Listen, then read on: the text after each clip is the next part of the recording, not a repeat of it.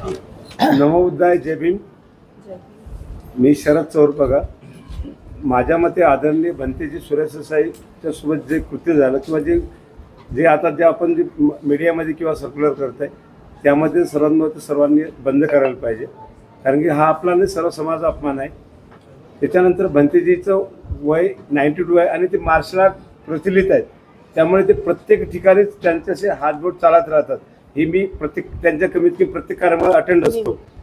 आज प्रत्येक ठिकाणी त्यांना आता याच्या अगोदर जे दीक्षाभूमीमध्ये आपल्या संविधान पुस्तकाचा एक वाद निघाला त्यामध्ये आम्हाला त्यांनी आमच्यासोबत होते ते, पण त्यांनी आम्हाला तिथं पण आमचा व्हिडिओ येतो की तिथं पण आम्हाला धक्के लावत असे धक्क्यांची आदत आहे. मार्शल सवय आहे त्यांना असं करायची किंवा कोणाला असं मजाक करायची त्यांना ही आदत आहे. सर्वात महत्त्वाची गोष्ट आहे.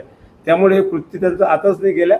याच्या अगोदर मी त्यांच्यासोबत 4-5दा भेटलो. त्यांनी मला स्वतः आता मी पेशानं चांगला प्रोफेशनल आहे तरी पण मला गुंडा आग आहे असं त्यांना बोलायची मजाक करायची आदत आहे.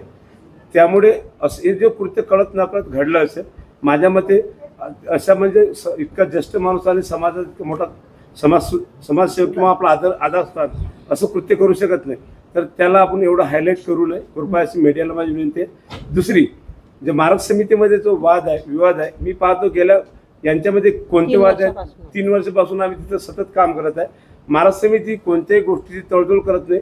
फक्त त्यांची कॉन्फरन्स त्यांच्या पुरती मर्यादित आहे. पण सर्वात पहिले महाराष्ट्र समिती आणि भिक्खू संघामध्ये यांनी एक धम्म परिषद घेऊन दीक्षाभूमीच्या क्षेत्रात यांच्यामध्ये असलेले वाद हे संपुष्टात आणावे.